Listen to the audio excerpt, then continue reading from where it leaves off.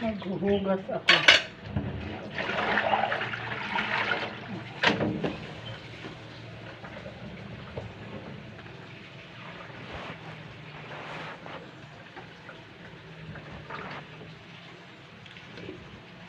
Ito ang aming sabon.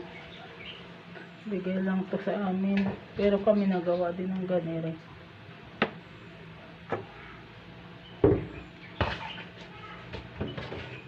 Tapos lang namin kumain ng agahan yun.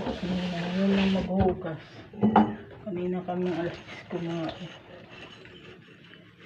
Maghugas muna ako. Maglalaba.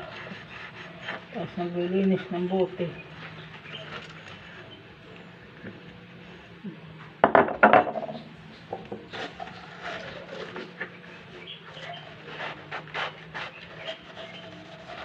Ano una ko sinasabon ng mga baso.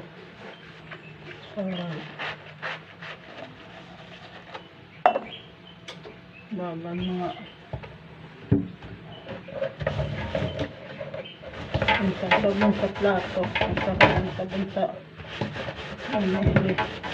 hindi ko pinagkasama-sama. Yung pang-set ko sa plato. Ito ay strainer. Pinag-ano ko ng gulay.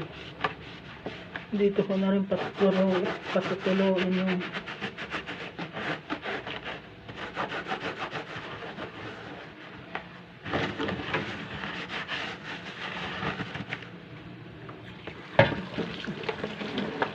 pag nagbukas ako ng tubig sa gripo, hindi malakas para hindi maaksaya. Mahal din kasi yung binabayaran ng tubig. Mahina lang ako magbukas.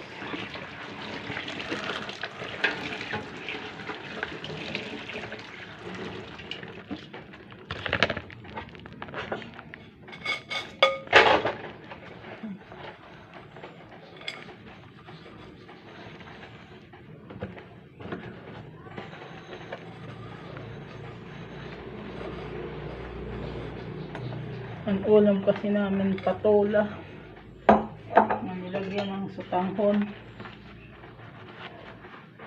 saka tuyo. Kaya yung mga plato malalansa. Nasabong ko ng maigi pa gayan.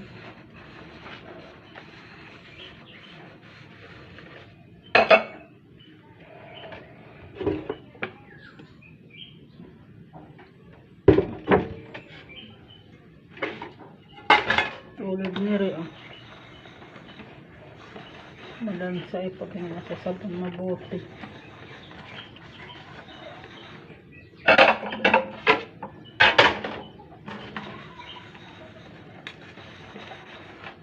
Ako na naman mag-isa dito sa bahay. Yung asawa ko hatid sa amin anak sa eskwela.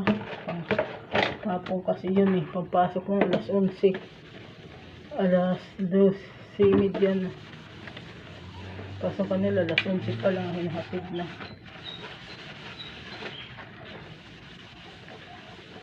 Malapit lang naman dito dahil malapit lang dito walking distance pero hinahatid na rin.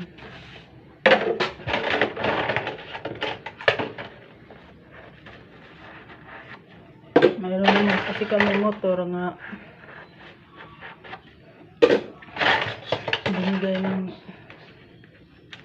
binigay sa amin, binigay sa tao ko, yun ang ginagamit. Mayroon kami mga parang tricycle yung kargahan ng mga kalakal.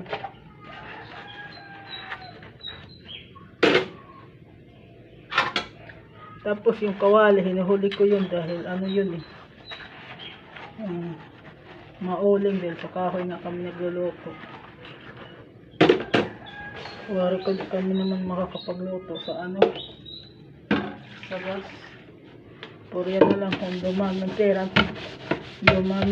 ko, pera namin ay wari pa wala ka ng pamumuhay na nakakapanhinayang kasi dati nung ang gas 400 pa lang nakakabili kami. Pero ngayon nag-1,000 na. Ang bigas ngayon, mura-mura pa. Ngayon, hindi na. Kalahating sakong bigas na eh. So, pwede naman mga ako eh.